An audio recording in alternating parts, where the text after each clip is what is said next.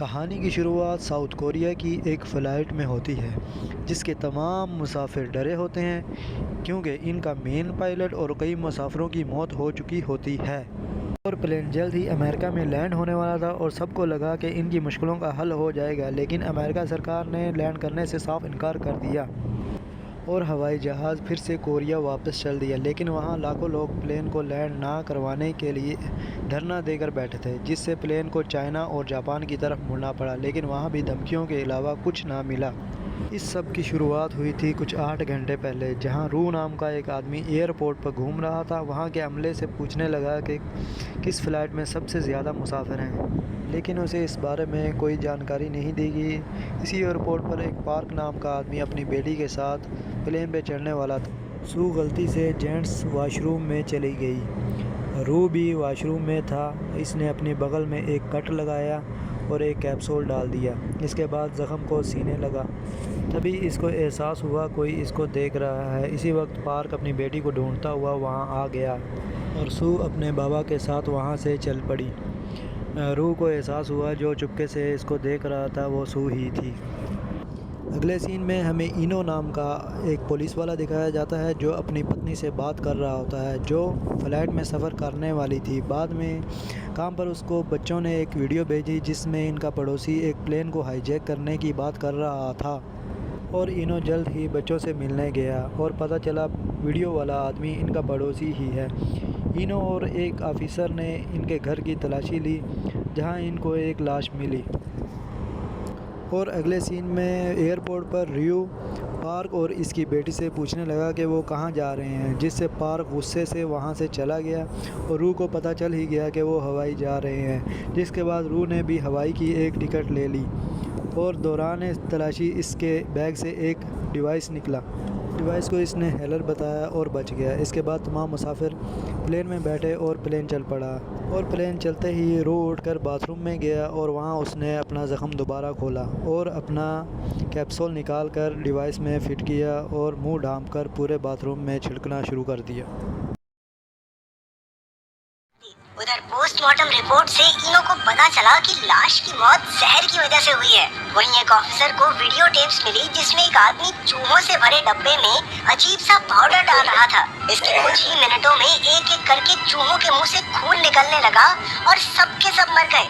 Officers को एहसास हुआ कि ये पाउडर असल में कोई वायरस ही है, क्योंकि जिन चूहों तक पाउडर नहीं भी पहुंचा वो भी मर गए थे।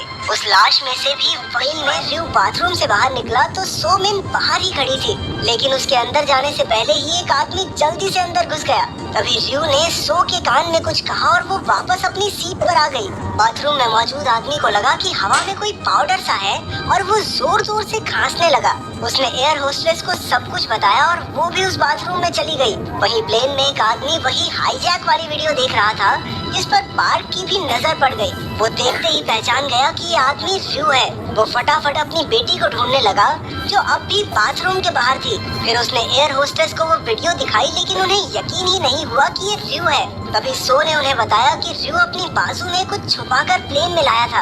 अब भी वो सो के कान में कहकर गया था कि इस प्लेन में सब लोग मरने वाले हैं। फिर एयर होस्टेस ने रियो से उसकी आईडी मांगी, लेकिन वो खुद को एक साइंटिस्ट बाकी पुलिस वालों के साथ एयरपोर्ट पहुंचा और वीडियो टेप वाले आदमी की आईडी ढूंढने लगा। वो आदमी कोई और नहीं बल्कि रियो ही था। इनो की पत्नी भी उसी प्लेन में थी। ये सोचकर उसका जो आदमी बाथरूम में गया था उसके शरीर पर छाले पड़ने लगे और उसकी एक आंख फूटकर बाहर आ गई।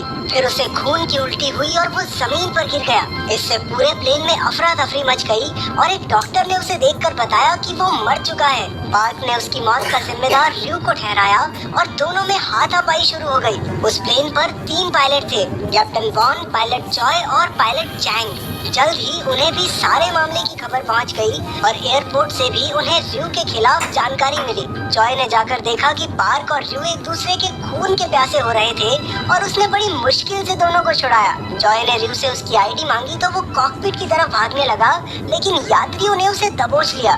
लेकिन इससे पहले ही उसने स्प्रे निकालकर चारों ओर छिड़क दिया। इसके बाद जॉय ने कैप्टन को बताया कि प्लेन में सब बीमार पड़ रहे हैं। कैप्टन की जान बचाने के लिए जॉय खुद भी सरकारी ऑफिसर्स और इनो की टीम ने छानबीन करके पता लगाया कि र्यू ब्रिकॉम नाम की कंपनी में काम करता था, लेकिन उस कंपनी ने मदद करने से साफ इनकार कर दिया और कहने लगे कि उनका हाईजैकिंग से कुछ लेना देना नहीं है। अब वक्त बहुत कम था, इसलिए इनो ने कहा कि उन्हें र्यू से स्प्रे की दवाई लेनी चाहिए ताकि बाकी लोगों की जान बच सके। सरकार मान गई और फिर जॉय ने र्यू से बात करनी शुरू की, जिसे सब सुन रहे थे, लेकिन कुछ भी बताने के बजाय र्यू बस यही कहता रहा कि प्लेन पर मौजूद हर इंसान मारा जाएगा। और अचानक उसने भी खून की उल्टी कर दी, यानी कि वो खुद भी वायरस की चपेट में था। तभी प्लेन सीधा नीचे गिरने लगा, क्योंकि कैप्टन भी किसी तरह उस वायरस की वजह से मर गया था। अब प्लेन क्रैश होने ही वाला था कि पायलट जैंग कॉकपिट में गया और प्लेन को सीधा करने की कोशिश में लग गया। अचानक क्रैश होने से पहले पार्क ने वहां आकर स्पीड ब्रेकर दबा दिया और किसी तरह प्लेन को बचाया। तब हमें पता चला कि असल में पार्क भी एक पायलट हुआ करता था, लेकिन एक एक्सीडेंट की वजह से उसे नौकरी छोड़नी पड़ी। तभी अचानक से जैंग की हालत बिगड़ने लगी, इसलिए जोई ने प्लेन संभाला। उधर र्यू की मौत हो गई और एक यात्री ने वहाँ का खौफनाक मंजर रिकॉर्ड करके एक न्यूज चैनल को भेज दिया। इनो को ब्रिकॉम कंपनी पर शक हो रहा था, इसलिए वो उनके ऑफिस में उनके डायरेक्टर से मिलने पहुंचा, लेकिन गार्ड्स ने उसे अंदर घुसने ही नहीं दिया। गुस्से में इनो की उनसे हाथापाई हो गई। उधर हवाई जहाज पर लोग एक एक करके मर रहे थे, इसलिए स्टाफ ने वायरस वाले और बिना वायरस वाले लोगों को अलग अलग कर दिया। पार्क को कुछ नहीं हुआ था, इसलिए वो अपनी बेटी के साथ आगे जाने लगा, लेकिन एक आदमी ने उन्हें रोक दिया क्योंकि सो को छाले हो गए थे। हालांकि वो किसी और बीमारी की वजह से थे, लेकिन किसी ने उनकी बात नहीं सुनी और उन्हें मजबूरन वायरस वाले लोगों के साथ जाना पड़ा। इसी तरह कई घंटे बीत गए और अब प्लेन यूएसए पहुंचने ही वाला था। अचानक जोई को यूएसए की तरफ से मैसेज आया कि यहाँ लैंडिंग नहीं हो सकती, क्योंकि उनके पास प्लेन में मौजूद वायरस के बारे में कोई जानकारी नहीं है। अब मजबूरन जोई को प्लेन कोरिया में लाना पड़ा। अचानक इनो को ब्रिकॉम नाम के एक आदमी का कॉल आया, जिसने बताया कि वायरस की खबर फैलते ही कंपनी में से सुंग हॉन नाम का एक आदमी भाग गया। इनो पुलिस के साथ उसके ठिकाने पर पहुंचा, लेकिन भागने की बजाय उसने तो उनकी मदद की। सुंग ने बताया कि र्यू ने दरअसल उसे फंसाया है और इस वायरस का नाम है SC1। ब्रिकॉम ने इसे गैर कानूनी तरीके से तैयार करवाया और इसी चक्कर में उनके रिसर्चर्स वायरस की चपेट में आकर मर गए। लेकिन सिर्फ एक रिसर्चर बची, जिसने बताया कि र्यू ने ही सारे रिसर्चर्स में वायरस फैलाया था। कंपनी ने र्यू को काम से निकालकर सारा मामला रफा दफा कर दिया। फिर र्यू ने सुंग को धोखा देकर उससे वायरस का एक सैंपल ले लिया। इसके बाद इनो उस बची हुई रिसर्चर का पता लगाने लगा। उधर प्लेन में पार्क ने बताया कि उसे नौकरी इसलिए छोड़नी पड़ी क्योंकि उसके प्लेन में आग लग गई थी और उसने ऑर्डर्स के खिलाफ इमरजेंसी लैंडिंग की, जिससे सारे यात्री तो बच गए, लेकिन 2 एयर होस्टेसेस मारी गई। तभी अचानक जोई को भी खून की उल्टियां होने लगी, जिसका मतलब ये था कि अब हवाई जहाज पार्क को ही संभालना होगा।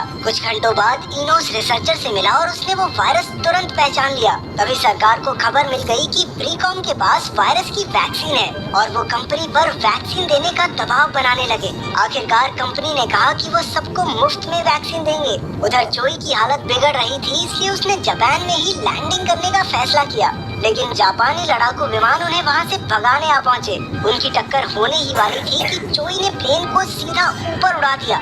इसके बाद जोई बेहोश हो गया और पार्क ने प्लेन को फिर से मोड़ दिया। जापानी पीएम का मानना था कि जरूरी थोड़ी है वैक्सीन काम करे, इसी वजह से उन्होंने प्लेन को जापान में लैंड नहीं होने दिया। जहाज के यात्रियों की जान बचाने के लिए इनो खुद पर वैक्सीन का एक्सपेरिमेंट करवाने को तैयार हो गया। उसने जबरदस्ती खुद में वायरस डलवाया और फिर रिसर्चर्स ने उसे वैक्सीन दी। वो दर्द से चिल्ला रहा था और बदकिस्मती से वैक्सीन ने काम नहीं किया। पूरे कोरिया में दंगे शुरू हो गए और सरकार को मजबूरन प्लेन को कोरिया आने से मना करना पड़ा।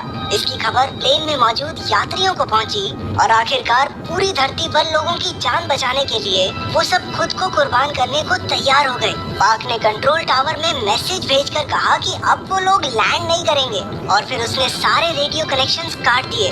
जल्द ही सभी यात्रियों ने अपने घर वालों को कॉल करके एक आखिरी बार अलविदा कह दिया और प्लेन समुंदर की ओर बढ़ चला। अचानक इनो बेहोशी से उठा, यानी कि वैक्सीन ने काम करना शुरू कर दिया था। बिना वक्त गवाए उन लोगों ने प्लेन को वापस बुलाने की कोशिश की, लेकिन कोई कांटेक्ट। उन्होंने यात्रियों के परिवार वालों को उन्हें कॉल करने को कहा। ये तरकीब काम कर गई और वैक्सीन की खबर सुनते ही प्लेन पर मौजूद सभी लोग खुशी से झूमने लगे। अब प्लेन फिर से लैंडिंग के लिए तैयार था, लेकिन उसका फ्यूल खत्म होने ही वाला था। प्लेन के क्रैश होने की एक बहुत बड़ी संभावना थी, लेकिन ऐन मौके पर पाक ने अपनी काबिलियत से प्लेन को गोल घुमाकर स्पीड कम कर दी और आखिरकार प्लेन लैंड हो गया। सभी लोग सही सलामत बच गए।